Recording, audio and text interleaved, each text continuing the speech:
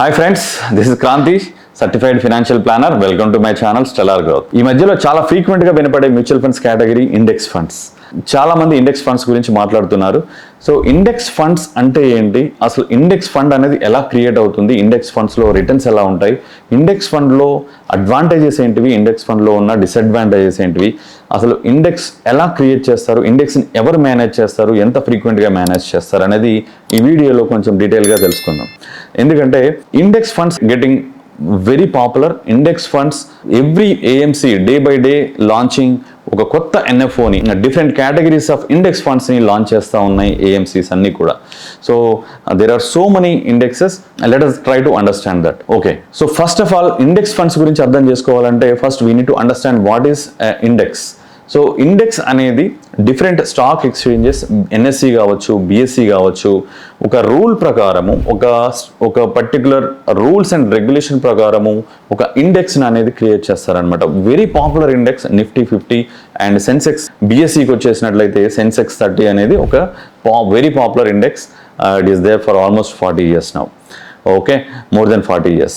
So ఈ ఇండెక్స్ని constitute చేయడానికి ఈచ్ ఎక్స్చేంజ్ కొన్ని రూల్స్ని ఫాలో అవుతుంటుంది. ఫర్ ఎగ్జాంపుల్ నిఫ్టీ 50ని ఎలా కన్స్టిట్యూట్ చేస్తారు, ఎంత ఫ్రీక్వెంట్గా చేంజ్ అవుతుంది అనేది ఎన్ఎస్సి అనేది పబ్లిష్ చేస్తూ ఉంటుంది అనమాట. సో ఫస్ట్ ఈ ఇండెక్స్ కన్స్టిట్యూట్ చేయడానికి నిఫ్టీ 100 అనేది ఒక ఇండెక్స్ ఉందన్నమాట. నిఫ్టీ 50 అనేది పార్ట్ ఆఫ్ ద నిఫ్టీ 100.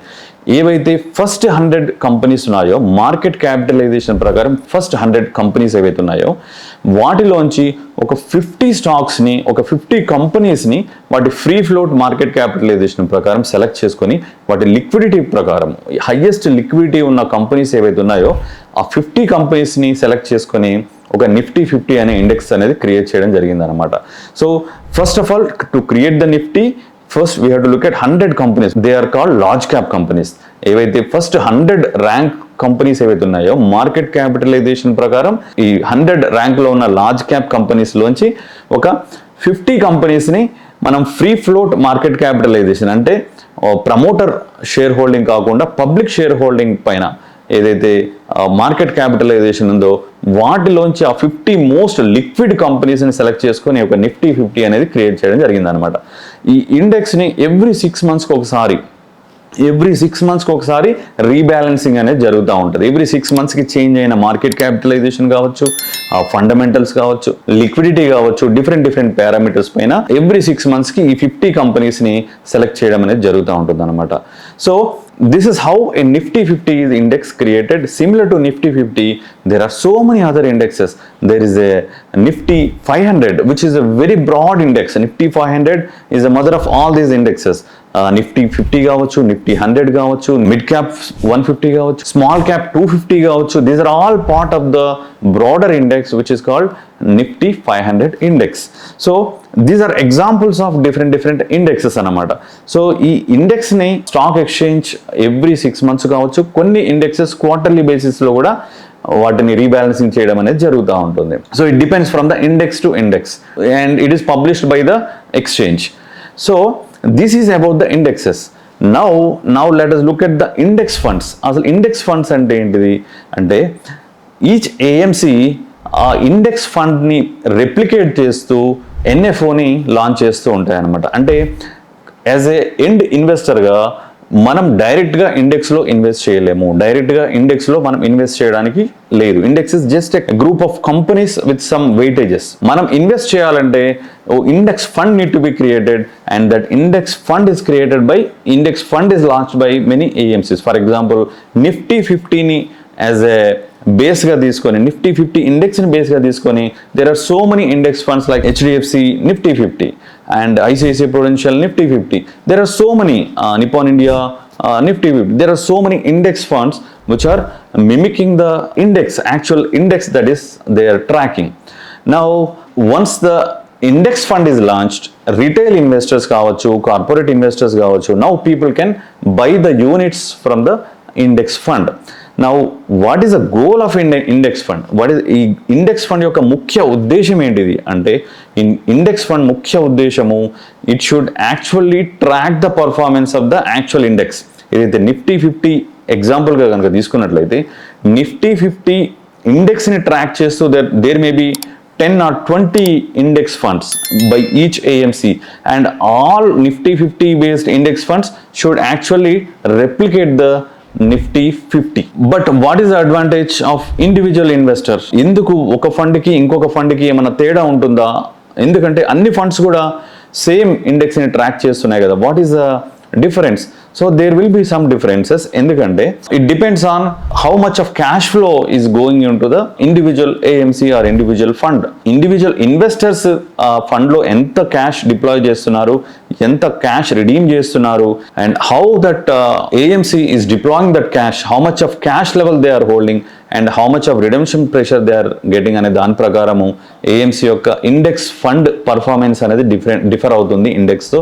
దీన్ని ట్రాకింగ్ ఎర్రర్ అంటారనమాట. సో మీరు ఇండెక్స్ ఫండ్లో ఇన్వెస్ట్ చేయాలనుకున్నప్పుడు మీరు డెఫినెట్గా చూడాల్సింది ఈ ఫండ్ ఏదైతే ఉందో, ఈ ఇండెక్స్ ఫండ్ ఏదైతే ఉందో, how much it is differing from the actual index. Nifty 50 based index fund అయితే నిఫ్టీ 50తో ఎంత డిఫర్ అవుతుంది, ఫండ్ పర్ఫార్మెన్స్ ఎంత ఉంది, ఎంత డిఫరెన్స్ ఉంది అనేది మీరు చూడాల్సిన అవసరం ఉంటుంది అనమాట. సో ఇన్వెస్టర్స్ ఎందుకు ఈ ఇండెక్స్ ఫండ్ లో ఇన్వెస్ట్ చేయాలనుకుంటున్నారు, ఏమైనా అడ్వాంటేజ్ ఉందా అని కనుక మనం చూసినట్లయితే, కంపేర్ టు యాక్టివ్ ఫండ్స్ మనకి ఇండెక్స్ ఫండ్ కి యాక్టివ్ ఫండ్ కి చాలా డిఫరెన్సెస్ ఉంటాయి. Okay, let us understand that index fund is not daily managed fund. Index fund అనేది స్టాక్ సెలెక్షన్ అనేది ఆటోమేటిక్గా డిసైడ్ అయిపోయింది. So fund manager don't need to put his brain in understanding the fundamentals of each company. ఒక index fund ఎందుకు very simple అనేది అర్థం చేసుకోవాలంటే, index ఫండ్లో ఉండాల్సిన stocks already decided by the index it self. So index అనేది already decide అయిపోయింది ఏ స్టాక్లు ఉండాలి ఇండెక్స్ ఫండ్లో అనేది, ఎంత పర్సంటేజ్ ఉండాలో కూడా ఆల్రెడీ డిసైడ్ అయిపోయింది. ఓకే, సో ఫండ్ మేనేజర్ ఎప్పుడు దాన్ని రీబ్యాలెన్స్ చేయాలో కూడా ఆల్రెడీ డిసైడ్ అయిపోయింది. So there is no active involvement of the fund manager. Index ఫండ్లో యాక్టివ్ ఇన్వాల్వ్మెంట్ అనేది ఉండదన్నమాట. సో డైలీ బేసిస్ మీద రీసెర్చ్ చేసేసి ఫండ్ పర్సంటేజ్ అంటే ఇన్వెస్ట్మెంట్ పర్సంటేజ్ వెయిటేజ్ని డైలీ చేంజ్ చేయాల్సిన అవసరం లేదు ఇండెక్స్ ఫండ్లో. కాబట్టి జనరల్గా ఇండెక్స్ ఫండ్ల యొక్క ఎక్స్పెన్స్ రేషియో ఏదైతే ఉంటుందో యాక్టివ్ ఫండ్స్ కంటే కొంచెం తక్కువగా ఉంటుంది ఇండెక్స్ ఫండ్ల యొక్క expense ratio. So expense ratio తక్కువగా ఉన్నంత మాత్రాన రిటర్న్స్ ఎక్కువగా ఉంటాయి అనేది is it true? No, it is not necessarily true. ఎందుకంటే one of the major disadvantage of index funds is again the same reason, there is no active fund management. So మనం fund manager daily బేసిస్లో దాన్ని యాక్టివ్గా manage చేయాల్సిన అవసరం లేదు. And he will not be able to do it because of index change అయినప్పుడే ఇండెక్స్లో ఉన్న స్టాక్ కూడా చేంజ్ కావాల్సి ఉంటుంది. కాబట్టి in between he cannot add a new stock or he cannot exit a existing stock. కాబట్టి ఏమవుతుందంటే ఫండమెంటల్స్ ఏవైతే ఉన్నాయో కంపెనీ యొక్క ఫండమెంటల్స్ చేంజ్ అయినప్పుడు, కంపెనీ యొక్క ఇండివిజువల్ స్టాక్ ప్రైస్ డ్రాస్టిక్గా చేంజ్ అయినప్పుడు ఈ ఇండెక్స్ ఫండ్లలో డిసడ్వాంటేజ్ ఉంటుంది. Fund manager cannot exit until the index is rebalanced. So compare to an active ఫండ్లో fund manager can take decision dynamically. ఏదైనా ఇండివిజువల్ కంపెనీ రిలేటెడ్ న్యూస్ కానీ, earning related news కానీ, ఏదైనా ఎక్స్టర్నల్ ఫ్యాక్టర్ రిలేటెడ్ న్యూస్ కానీ వచ్చినప్పుడు fund manager can take an action immediately on day to day basis compared to every 6 months అనే index fund. So దీనివల్ల ఏమవుతుందంటే fund మేనేజర్కి ఎక్కువ ఫ్లెక్సిబిలిటీ ఉంటుంది, ఎక్కువ రిటర్న్స్ ఆల్ఫా ఏదైతే ఉందో ఎక్స్ట్రా రిటర్న్ జనరేట్ చేయడానికి మనం ఆల్ఫా అంటాము. ఈ ఆల్ఫా జనరేట్ చేయడానికి యాక్టివ్ ఫండ్స్లలో ఛాన్సెస్ అనేవి ఎక్కువగా ఉంటాయి. But not all active funds are beating the indexes. టిపికల్గా లార్జ్ క్యాప్ ఫండ్స్ ఏవైతే ఉన్నాయో, large cap active funds pretty much work similar to index funds. So large cap active funds ఏవైతే ఉన్నాయో they typically work similar to and index fund. ఎందుకంటే large cap stocks అనేవి very limited stocks. మనకు large cap stocks ఇంకా చూసుకున్నట్లయితే that number is fixed. There are only 100 stocks available in the large cap space.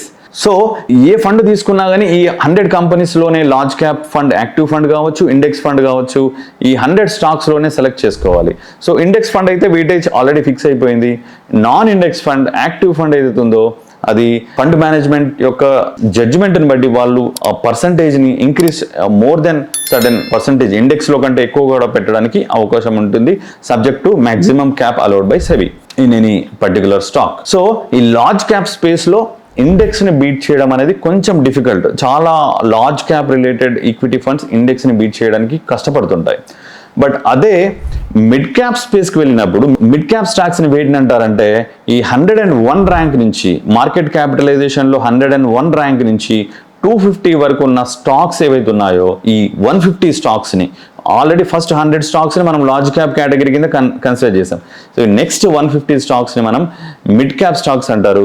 ఇక్కడ ఈ mid cap స్పేస్లో మనకి 150 stocks ఉన్నాయి కాబట్టి ఇక్కడ మిడ్ క్యాప్ కంపెనీస్ ఏవైతే ఉన్నాయో మిడ్ క్యాప్ మ్యూచువల్ ఫండ్స్ ఏవైతే ఉన్నాయో అవి ఈ 100 లార్జ్ క్యాప్లోంచి ప్లస్ 150 మిడ్ క్యాప్లోంచి ఈ ఎక్కువ కంపెనీస్ ఉన్నాయి కాబట్టి 250 కంపెనీస్ ఉన్నాయి కాబట్టి they can select little more ఫ్లెక్సిబుల్గా స్టాక్ సెలెక్షన్ అనేది చేసుకోవచ్చు. కాబట్టి compared to large cap funds mid cap active ఫండ్స్ని ఈ ఇండెక్స్ని బీట్ చేయడానికి ఎక్కువ మనకి ఛాన్సెస్ ఉంటాయి అన్నమాట. సో ఫండ్ మేనేజర్కి ఎక్కువ ఛాన్సెస్, ఎక్కువ flexibility, can choose different companies at different weightages. So then going to the small cap space, small cap companies మనం ఏమంటామంటే ఈ 251 నుంచి ఉన్న మిగిలిన కంపెనీస్ అన్ని కూడా మనం స్మాల్ క్యాప్ స్టాక్స్ అంటాం అనమాట. యాక్చువల్గా ఈ ఫస్ట్ 250 పోయిన తర్వాత మిగతా అన్ని కూడా స్మాల్ క్యాప్ కిందకి వస్తాయి అనమాట. కాబట్టి ఈ స్మాల్ క్యాప్ స్పేస్లో ఇండెక్స్ని బీట్ చేయడానికి ఇంకా ఫ్లెక్సిబిలిటీ ఉంటుంది. Fund management has more flexibility and more judgment compared to the fixed 250 stocks which are available in the index. So ఈ వీడియోలో మనం చెప్పాలనుకుంది ఏంటంటే ఇండెక్స్ ఫండ్ అనేది ఒక ఇండెక్స్ని ట్రాక్ చేస్తూ ఉంటుంది అండ్ ఆ ఇండెక్స్లో ఉన్న కంపెనీస్ అని ఆల్రెడీ ఫిక్స్ అయిపోయినాయి.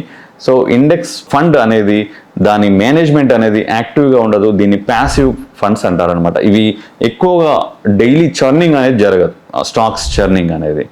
Compare to an active fund where daily churning కావచ్చు, ఆల్ఫా జనరేట్ చేయడానికి ఛాన్సెస్ ఉంటాయి. అది కూడా మిడ్ అండ్ స్మాల్ క్యాప్ స్పేస్లో ఎక్కువ ఆల్ఫా జనరేట్ చేయడానికి ఛాన్సెస్ ఎక్కువగా ఉంటాయి compare to A fixed index fund which is not day to day manage, it is manage every 6 months. Okay, so hope you understand the index, what is an index and how index is created and how index funds differ from the index. అంటే index ఫండ్స్కి మధ్యలో difference ఏంటిది, ఆ tracking error అంటే ఏంటి, and active ఫండ్స్లో invest చేస్తే alpha అనేది ఎలాంటి ఫండ్స్లో ఆల్ఫా జనరేట్ చేయొచ్చు, ఎలాంటి ఫండ్స్లో ఆల్ఫా జనరేట్ చేయడానికి ఇబ్బంది అవుతుంది అనేది మనం ఈ వీడియోలో తెలుసుకున్నాం. Thank you for watching this video. Hope you like this. Please subscribe to the channel and click a bell icon. Thank you, friends.